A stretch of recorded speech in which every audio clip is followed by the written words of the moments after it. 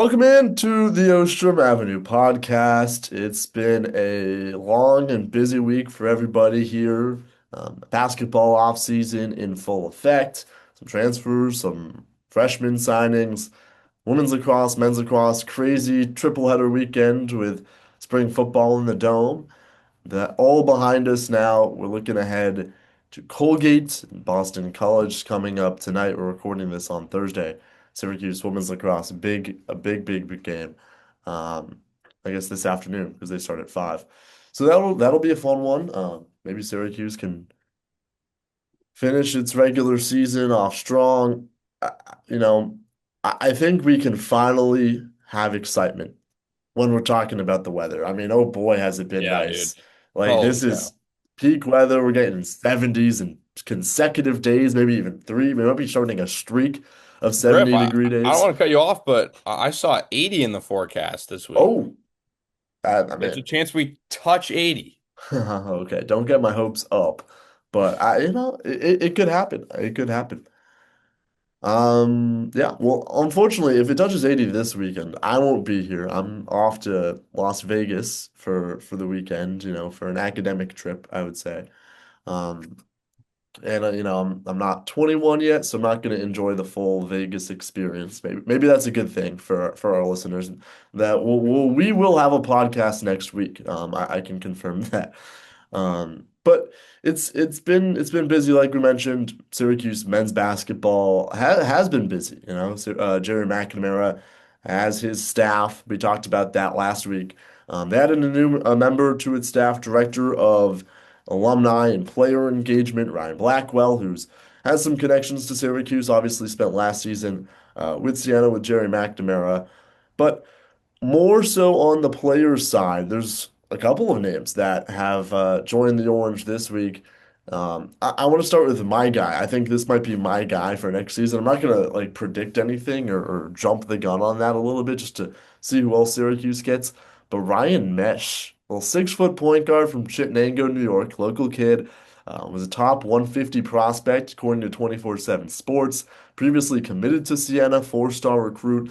He's a 6 foot point guard. He's athletic, shifty. He's a lefty, can shoot the ball a little. Really good finisher and playmaker. That might be my guy. I don't know if there's a transfer that you are sticking out to you or I mean, well, first of all, he was the highest rated commit in Siena history. So well, yeah. it sucks for the Saints. I mean, they lose their coach that year. They lose their highest rated recruit as well. Yeah, I mean, looking at this roster, I mean, Griffin, I mean, it's not great yet. I mean, You're not I'm gonna be impressed? honest. There's no Power Four recruits, no Power Five recruits coming in yet. It's really not a great roster for me yet. Um, yeah, I mean, I look at Garwi Dual from McNeese and Aiden Tobiasen from Temple. I think those are two solid pieces. Really, just like I don't even know who really starts on this team yet. Like obviously Doty's in the lineup, Sadiq's probably in the lineup, but like is It's Tasman Goodrick your starting five? Like no, no, no. like that's what it is right now. Yes, but they still have some numbers to play with. I think it's interesting the way Syracuse has approached the transfer portal and recruiting this year. We got Triple M coming. Sure, yeah. What role he plays, I mean, I don't think anybody will know. And, maybe that's the fun of it. Mentioned Garway Dual, point guard for McNeese, averaged 8 points, 4 assists, a steal and a half per game. A What good we've heard defensive about player. him, he's a really good defender. Yeah. Um, can't really score the ball. 4.5 assists is promising. But he's also coming from McNeese State, so we don't really know how good he's going to be. If he's your uh, home opener or season opener starting point guard, I would not be too impressed. No. I think Tobiason's an interesting name. Wasn't ranked that highly out of high school, but Temple's about the best mid-major that you can be in terms of like close to power conference. Temple's a Yeah. very good program. They're I mean maybe not wins wise, but historically. And so getting a guy like him, he was a 4-star transfer prospect, put up close to 20 points per game last season. He's a bucket, and I think he's going to be a good two guard a guy that Cayenne can learn from. And okay, this guy has scored high double figures in college basketball. Maybe help Cayenne get to that number. Obviously, you mentioned Goodrick. I mean, Syracuse needs a big man. I think two, if we're being honest. But that kind of leads us into the newest member of the Syracuse basketball team, Josh. I want to get your thoughts on. They've gone internationally in the past. Syracuse has done that with Marek Dolezaj and Peter Majstorovic. We saw it not work out with him and Luke Fennell. Dolezaj is probably one of the bigger names in recent Syracuse history from international waters.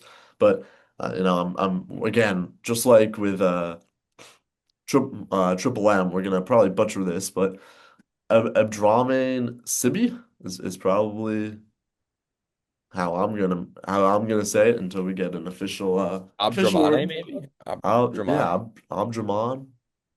We'll keep you covered. But when I was watching his highlights, he's unranked from Serbia, played basketball over in Serbia, and so when I was watching his highlights, I was like, this guy can hoop. He played in Serbia's top league last year, didn't average great stats, averaged like 2.5 fouls in 12 minutes. I was like, okay, well, we're going back to Syracuse basketball. Little Sadiq White action Exactly. there. No, if he's your backup or third string center, I don't think anyone's gonna complain too much. I think the big question is, and you said Syracuse doesn't have a power forward. I would think Sadiq White can be that guy. You Yeah, I slide. think he does start at power forward.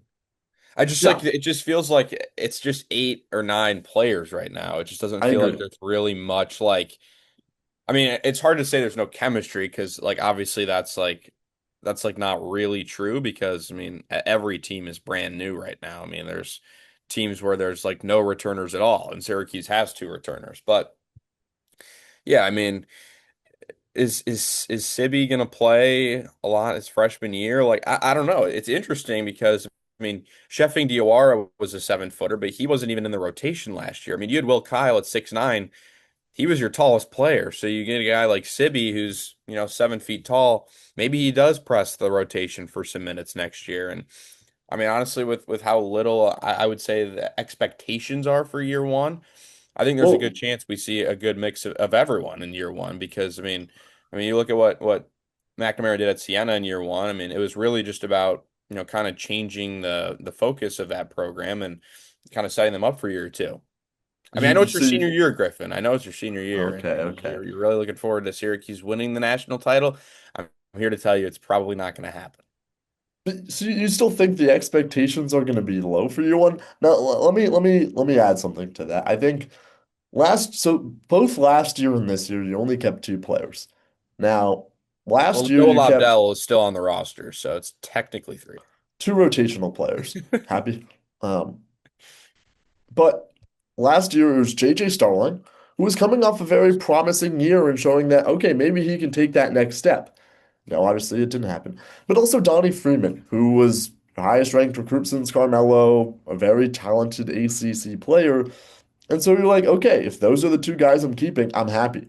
This season, the two guys that you're keeping, rotational pieces, Kyan Anthony and Sadiq White, both unproven freshmen that showed some promise, but not to the level of JJ Starling and Donnie Freeman of a year ago.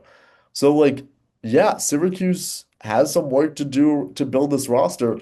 And if you're just looking at the guys that they've brought in, I'm not too convinced that any of them move the needle. If we're Oh, I'm comparing, happier. No, I'm happier that it's Kyan and Sadiq than JJ and Donnie. JJ and Donnie missed like a quarter to a half of the games that they were here due to injury. wouldn't you agree that JJ and Donnie were just better basketball Well, I players? mean, Donnie Freeman's a 5-star recruit, and JJ was in his 4th season. So yeah, I think they were obviously better basketball players. Does that mean that Kine and Sadiq won't get there? No, I think they do eventually. I mean, Kine Anthony, phenomenal recruit, and we saw the start of his freshman season, and he looked like he was going to be, you know, pretty close to what his dad was, and obviously kind of tailed off there later in the season. And then Sadiq White, I think we just didn't get to see him enough. I mean, he played like 14 minutes a game last year. I mean, he should have easily been in the starting lineup by the end of the season with how things were going. So I would have loved to have seen more of him. And I think now that he's going to be a main rotational piece and he can get 30 to 32 minutes a game, I think we're going to see that. And I think you're going to be more impressed with Sadiq White than you were with Donnie Freeman. One would hope. Yeah, yeah. Clearly, we were not that impressed with Donnie last year, and he has all the talent in the world, and we hope he does well. Whether that's at UConn or Kentucky, seems like those two are Or the Bama. really. I mean, Yeah. Bama might be up there. He was at Kentucky yesterday or the day before. Rumored to go to It's UConn tomorrow as well. So, no shock that Donnie's going to get those top power major conference offers. So we hope him the best. Maybe Josh is a little shocked. all right. About the outgoings too. I mean, I'm just Yeah. curious your thoughts here. I know Nate George was linked to Kentucky at the start of the cycle. He ends up at Pitt. Just feels like poor Nate George just bouncing around some of the bottom feeder teams of the Well, ACC as of I recent. think I think Pitt is just rebuilding that 2023, 2020 or 2024, 2025 Georgia Tech team. They brought in I think Bade Dongo and a couple other guys. It's Oh, just really? like, all right, this is in the NIL era when Pitt is not really putting too much resources into college basketball, this is what's going to happen. You're going to have guys that Nate George has proved that he can play in the ACC. Last year didn't have a great season, but it wouldn't shock me if Nate George went to Pitt and averaged like 14 and 7. Yeah. Would not shock me. It would also not shock me if he averaged like 10 and 5 with a couple turnovers and poor shooting efficiency. So I mean that's the thing. In terms of other transfers, I guess this is not last year, but we saw Peter Majstorovic go to Pepperdine, which is always kind of cool to check in with guys Yeah, that Dan Engelstad went there as an assistant, exactly. so he Chance rejoined them. Westry is now going to Xavier, Yeah, can we so talk about that? sure, go ahead. Chance Westry played 11 minutes when he was at Syracuse. He was a top 50 transfer in this cycle. He played well, I know there was some health concerns with him when he was here. But a lot of health concerns. when when he when you what happened? Like he was here and Autry didn't play him at all. He He goes to he UAB and he averages 16, 4, and 6. there were some serious health concerns there, and I don't think that it was really a matter of can he play? It was a matter of like, is he medically allowed to play? And so, that's it stinks because, he was a guy that went to Auburn, had medical issues there, but showed a lot of promise and just never appeared. Tyler Betsy committed to BYU. I think he's a guy that you weren't really shocked was going to get another power conference experience. Mm. BYU has their fair share of NIL resources. Betsy, no, I think in a different basketball scheme, and I think in a different era of Syracuse basketball, Betsy would have been a great player here. Yeah. Shot 40% from three. I just think it's hard when your guards are competing for the ball, and Nate George was supposed to find Betsy three, four times a game in the corner, and it just didn't really happen. Yeah. So that's unfortunate for them. Obviously, Donnie's still uncommitted. A couple other guys still uncommitted.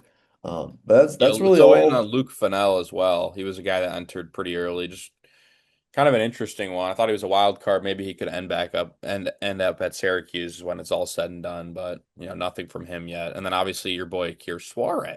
Yeah. No word. I wouldn't be surprised if he goes to Pitt. Not gonna lie. Join his Georgia Tech teammates over in Pittsburgh. On the women's side, not a lot of news. I thought we would expect, and I expected we had more by now. One pickup for Syracuse, Sarah Rambis from Oregon. So maybe Syracuse women's basketball finding a little more experience at the power conference level. Didn't play a whole lot, averaged about 6 points, 3 rebounds for the Ducks. But I mean, Syracuse, they're gonna have to get a lot of names with so many of the outgoing transfers that Coach Jack did not bring back. So I found it weird that's moving a little slower than men's basketball. I mean, maybe that's just the nature of it. Some of these schools, women's basketball, revenue share budgets, maybe going up, maybe going down. We don't really know. So that's just interesting with Coach Jack only having one addition so far. I'm not too worried about that team though. We saw Sophie Rose go to North Carolina. That is interesting. I knew Sophie Rose had a down year, but for her to go to such no UNC hasn't been amazing at women's basketball, but it's still UNC. So when they get a name like Sophie Burrs, it's always going to be interesting. Yeah, I mean, good thing about staying home in the ACC is, they'll get to play each other next year. So we'll get to see, True. is Coach Jack going to assemble an Avengers team that can take down some of these ACC teams where, Sophie Burrows and maybe some of these other players end up at, and you know, she's big on like receipts and everything. Like she's very big into the media and kind of defending her turf. So. I wouldn't be surprised. I mean, I know she respects. I mean, Sophie was here for 3 years, but there's definitely going to be some added motivation. I don't think FLJ expected this squad to basically disintegrate at the end of the season. I mean, I think she expected to return most of this team, and this era, it's just not the case. One name that is in the portal that wouldn't this be awesome? Audie Crooks is in the portal. I mean, wouldn't that be awesome if after Uche and the Audie. instant classic that Uche and Audie gave the fans, if Audie came to Syracuse and then made one of the best post combos in women's basketball history, that would be incredible. I'm not sure it's gonna happen. I think whoever Audie Crooks goes to is gonna. It'll be interesting, just her style of play and if colleges want to play that brand of basketball. Obviously, it's worked. So Iowa State's made the basketball, made the NCAA tournament. Audie Crooks has been an All-American. So you can't deny that. I don't know how her fit with Uche Azoje. Maybe that's a big question for Coach Jack to figure out. But who knows? I've seen weirder things happen in college basketball. Spring game happened. I don't think it was as exciting as last year's spring game, so I think we're gonna move on from that. Big names didn't really play. No Antoine But 400 Delorier. pound players returned punts, so Yeah, I'll leave it at that. Off to Syracuse men's lacrosse. Now ranked back in the top five at number big win. five.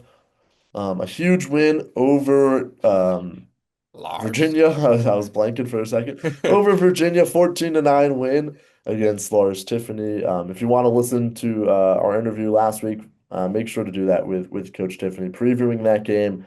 But I would say it's the Jimmy McCool game. Great bounce Yeah, back from a poor yeah. performance against North Carolina. He had 18 saves, a season high. The defense looked really stellar against a Virginia team that was red hot entering this one. It was just like a good day to be in the Dome. John Desko, obviously the Ring of Honor. Syracuse really showed up and came to compete. Yeah. I was really impressed. Yeah, like you said, it was a McCool game. You kind of were, not like worried about him, but like he had a game last year where he got benched. So there was Hmm. obviously some, similar feelings like, is he seeing the ball well enough to be the goalie? I know, Ip got some run down in North Carolina, but I think there was a lot of, pressure riding on the fact that, McCool is going to be in that again, and we're going to need to see some improvements. And I think it helps when you play at home because this team is really, really good at home. And I think he kind of got the crowd behind him early on in the game, made a couple stops in the first quarter, and he really just kind of controlled the entire game. I mean, 18 saves. I mean, that was a pretty incredible performance from him, and I think he kind of kickstarted that. And on the offensive side of things, I mean, what more needs to be said? I mean, we are now probably 5 to 7 minutes of game action away from having a new points leader at Syracuse. Spallina was fantastic again, and I think he would have had the record in this He should game. have. He had a crease 100%. vi he had a crease violation in the first quarter where he scored, and it got called back. And then at the end of the game, he dished off to I think it was Michael Leo who just Yep. hits the post on an empty net from about 20 feet away. 15 feet away. So it'll be fun though. I mean, I'm sure the crowd will be. I'm sure there'll be a great crowd for an SU Colgate game.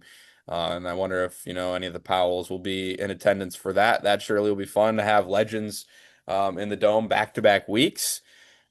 And this Colgate team obviously no slouch, Griffin. I mean, they play a tough schedule. They have a ranked win, so Yeah, They don't have the Connor brothers anymore though.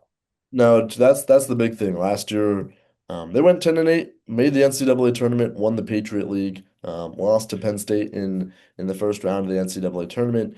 You mentioned no Connor brothers as they departed to Georgetown, but this is a good team. They've played Penn State close. They put up goals against Virginia. And overall, although they beat Boston University, who Syracuse obviously beat earlier in the season, this is a team that is going to show up, give Syracuse its best. I wouldn't be surprised if Colgate manages to keep it within 5 or 6 goals and test Syracuse, which I think would be a good thing, honestly. I'm not too worried. I think this should be a game where Joey can get that points record out so that it can be not a discussion anymore. You can focus on Notre Dame and then the ACC and NCAA tournaments. It'll be interesting. I'm really hoping that John Mullen can get back to where he was last year. I think this will Yeah. be a good opportunity to do so in the dome against a non-ACC team, have some success. Both of Colgate's Fogos are under 50% on the season. So it'll be interesting. Kyle Rummer and Fisher Burke are um, not two of the best Fogos in the country. So it'll be interesting. Obviously, I think this team will go as far as his offense goes, but a lot of that depends on Jimmy McCool making stops, its defense locking down, and John Mullen giving them possessions. So it'll be interesting on this game. That is opening face-off at 5 o'clock. McClure remodeling countdown to face-off at 4:30. Let me double check that. Yeah, that's Should be right. right. Yep. Um, that should be a fun one on Saturday. And then Syracuse, wait, before we skip to women's lacrosse, the PLL draft was Oh yeah. a couple days ago. We had 4 Syracuse players get 5. Dante Because Bowen. Dante Bowen, don't forget about Dante Bowen. First off, the fact Riley Figueres was not drafted is a Yeah, what is that? travesty. I mean, I don't know if he told teams, maybe he wants to go into investment banking or something. But if Riley Figueres wanted to get drafted, the fact that he didn't is complete and utter disrespect to probably the best defenseman in the country, I will say. Um, and so I know Joey Spallina, obviously, third overall pick. People thought he was going to go one. People thought his dad, who's Was the gonna general trade up. manager of Yeah. the California Redwoods, was gonna trade up. Didn't happen. He goes to Maryland. Michael Leo, sixth overall pick, and then obviously He went to Joe Spallina's he Redwoods. did. I don't think I think and not the only draft pick by Joe Spallina, Dante Bowen in the fourth round, and obviously Billy Dwan there in I think the second or third. He went to Maryland as well with Joey, and then I think there So that'll was be fun. Luke Michael Rowe. or Luke Roa went to the Atlas. Yep. So 5 guys for Syracuse men's lacrosse get drafted in the PLL, and then last night was actually the inaugural First, yeah. women's professional lacrosse league draft. Emma Muchnick got drafted, and so did Coco Vanover. So a lot of Syracuse draftees in the lacrosse world. Syracuse women's lacrosse plays today, as we mentioned, against Boston College. That will be a very, very fun game. Coming off of a quadruple overtime, 10-9 win. Unbelievable. I that one was absurd. I was watching that in its entirety. I would say thank you, Caroline Trinkus, for ending that game. A buzzer beater lacrosse goal. Doesn't get much better than that. Really fun Yeah, one there. when it says 4 OT, you think Yeah. like, oh, someone probably scored, in the middle of the fourth overtime. No, this was literally as close to the Mhm. buzzer as you could have it. I mean, this was like split seconds away from going to a fifth overtime. Longest game in Syracuse women's lacrosse history. They go for win number 13 in a row against Boston College today. That opening draw is at 5:30. Um, Can Follow they do it? WER Sports on Can X they do for it? live updates. I don't know. They've I lost think it was 8 just a straight. Kayla Trainer. I think it was a Kayla Trainer curse. And maybe Gary Gait had some troubles against Boston College as well when he was the head coach of Syracuse women's lacrosse. But this is Reggie's squad, and to end the regular season on a 13 game winning streak, Syracuse won the game and dropped to 4 in the rankings, which I think is very disrespectful as well. So it'll be interesting. That one will be exciting. We'll break that one down on next week's pod. And that'll be right around time for the ACC tournaments. Maybe Syracuse goes on a run. in that I one still as got them in the well. championship. I think they're the second best team. I think they're set up for a rematch with UNC, which they were giving them a trouble. They were giving them trouble before UNC was deemed to be beatable by Northwestern. I mean, Syracuse was the first one to take a lead into halftime over them in quite some time. Women's lacrosse world, anyone can beat anyone, just like the men's. So that's what's made this season fun. I still think North Carolina's the far and away best team in the country. I don't care if Northwestern beat them, it'll. I think the Tar Heels are just too hard to beat. They have the best player in the country, Chloe Humphrey, by far, and they're going to be a wagon. But you know, who knows when that bracket This will team has come a shot. out? Dude, this team hasn't lost since February 20th. I mean, this team I absolutely know. has a shot. They are in this. No, So, I agree they have a shot, man, and they were winning that game. For a little portion of it. yeah, So it'll be they were leading interesting. at half. Exactly. So it'll be interesting to see if Syracuse can get that job done. Any final thoughts before we conclude things up? Basketball, lacrosse, spring football, weather, Chipotle, all No the normal Chipotle for me. topics. No. Ooh, no. I know. No, no, it sucks because it's kind of winding down, right? Like you get crossover season where it's just awesome because all these teams are playing and none of them are good, and then now it's just the heat of men's and women's lacrosse. I think it's pretty cool that the men's lacrosse conference is only 5 teams because you can literally have no ACC wins heading into the final week, and you could still win the ACC tournament. And Syracuse won as the 4 seed last season. Looks pretty good to be a lock to be in it. I think it's probably going to be Duke that's the odd one out this Yeah, year unless they they're a bring lock. together back-to-back wins. But yeah, I mean, it's postseason time almost, so we're ready. It's exciting time for lacrosse, exciting time for basketball transfer news. You can stay up to date on WER Sports for all basketball transfer portal news. Ostrom Avenue Podcast on Twitter as well. We'll have some coverage there. But for now, Griffin and Josh, we'll see you next week. Make sure to listen to previous episodes of the Ostrom Avenue Podcast wherever you get your podcasts or on WAER.org. Stay tuned and have a good week.